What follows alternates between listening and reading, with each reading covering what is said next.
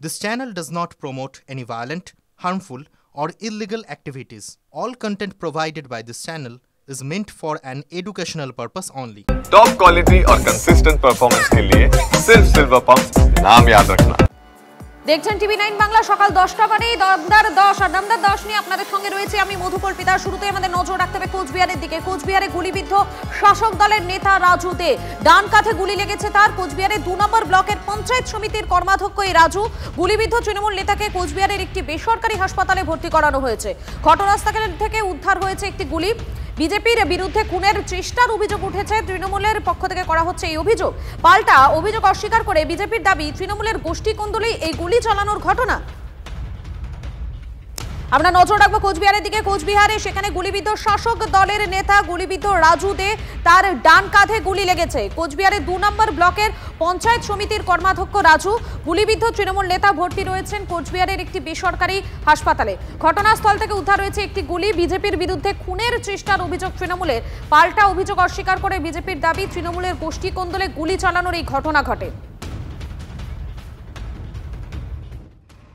আমরা এখানে স্নান করে পুকুরঘাটের স্নানের ঘাটে বসে আছি, তখনই একটু পরেই রাজু আসলো দৌড়ে বাইক নিয়ে, এসে বলতেছে তোমরা ভিতরে ঢোকো গুলি করতেছে। তারপর তো ওকে গুলি করছে এটা তো আমরা বুঝি নাই। পরে দেখলাম যে ওর এই রক্ত পড়তেছে। তার সাথে সাথে এখানে লোকজন যা ছিল দৌড়ি করে পরে ওকে ওই পাশে বাড়ি গাড়ি আছে ওদের খবর দিয়ে ওরা নিয়ে যাওয়া হলো। মনে হয় রাজনীতির ক্ষেত্রেই হতে পারে। 3 রাউন্ড গুলি করছে। এইখানে এই আওয়াজটা আমরা এখান থেকে পরিষ্কার শুনতেছি যে গুলি হইতেছে। একটা গুলি যেমন আর কি কেমন ওই রকেট বোমের মতন বেরিয়ে যায় না, সেই করে আর কি আওয়াজ নাই, খালি শব্দটা বেরিয়ে গেল। তারপর এই সময়ের মধ্যেই আওয়াজটা ঢুকছে, ঢুকে বলতেছে গুলি করতেছে। আমাদের সঙ্গে রয়েছেন আমাদের প্রতিনিধি সুমন কল্যাণ। আমি সুমন কল্যাণের কাছে চলে যাবো। সুমন, কি কারণে এই গুলি চালানোর ঘটনা, ঠিক কি নেপথ্যে কি কারণ রয়েছে? পুলিশ সূত্র মারফত এখনো পর্যন্ত এই বিষয়ে কি কিছু স্পষ্ট ধারণা পাওয়া গিয়েছে? দেখো, বেশ কিছু তথ্য এই মুহূর্তে উঠে আসছে এবং বেশ কিছু ঘটনা উঠে আসছে। একটা ঘটনা এমন রয়েছে যে অন্য কাউকে গুলি করতে গিয়ে সম্ভবত রাজুদের গায়ে গুলি লেগে যেতে পারে, এমনটাও কিন্তু শোনা যাচ্ছে। কারণ যে মুহূর্তে গুলিটা হয়েছিল সেই সময় কিন্তু রাজুদেই বলছিল গুলি চলছে সকলে চলে যাও, কিন্তু তখনই দেখা যায় যে তার হাতে গুলিটা লেগেছে। এই সেই জায়গা, আমি জায়গাটা একটু দেখানোর চেষ্টা করব যে এই জায়গা, এই রাস্তায় এখানেই কিন্তু গতকাল রাত 11টা নাগাদ এই ঘটনাটা ঘটে এবং আজকে সকালেও এখানে কিন্তু এসে দেখা গেছে যে এখানে একটা গুলি পড়ে রয়েছে। ফলে সব মিলিয়ে যে পরিস্থিতি কালকে তৈরি হয়েছিল, একাধিক অ্যাঙ্গেল কিন্তু উঠে আসছে এই গুলি নিয়ে। কি কারণে গুলি, কেন গুলি, কিভাবে গুলি হয়েছে তা নিয়ে বিস্তর প্রশ্ন রয়েছে। রাজনৈতিক কোনো দ্বন্দ্ব রয়েছে না অন্য কোনো ঘটনা রয়েছে, সে সমস্ত তথ্য কিন্তু এই মুহূর্তে যাচাই করে দেখছে পুলিশ এবং গতকালকে বেশ কয়েকজনকে জিজ্ঞাসাবাদও করেছে।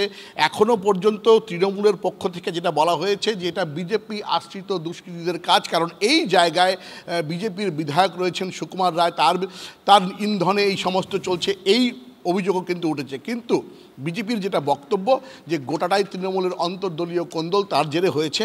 তবে পুলিশ এখনও পর্যন্ত খোলসা করে কিছু বলেনি।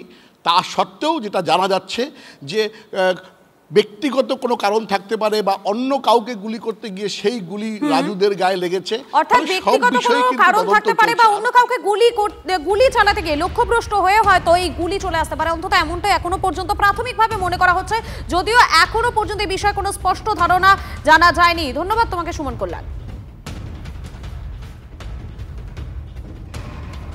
একদল দুষ্কৃতী তাকে গুলি করে, একটি কালো গাড়িতে এসে নেমে তাকে গুলি করে বলে স্থানীয় সূত্রে প্রাথমিকভাবে আমরা জানতে পেরেছি।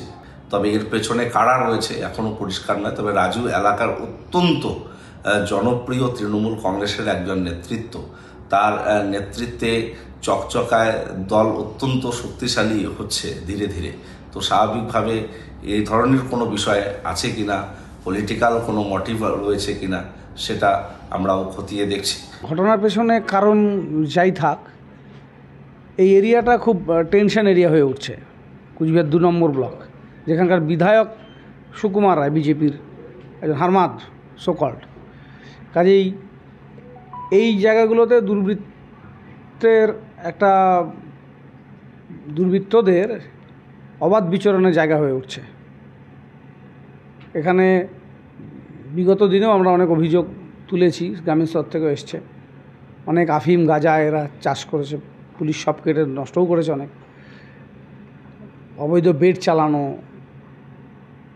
এই সমস্ত আর্মসের সাপ্লাই করা, দুর্বৃত্তদের নিয়ে পোষা, এটা বিজেপি বিধায়কের এটা আজকের কাজ না, এটা সবাই জানে কুচবিহারের। তৃণমূল কংগ্রেস আর খুনের রাজনীতিটা তো সমর্থক। কুচবিহার থেকে কলকাতা এই করেই তৃণমূল ক্ষমতায় আছে। ফলে ওনাদের এই সমস্ত কথা বলবার আগে ওনাদের ভাবা উচিত যে নিজেরা কি করছেন। আর পুলিশ প্রশাসন আছেন, তারা তাদের দায়িত্ব কি এখন তৃণমূল কংগ্রেস পালন করছে।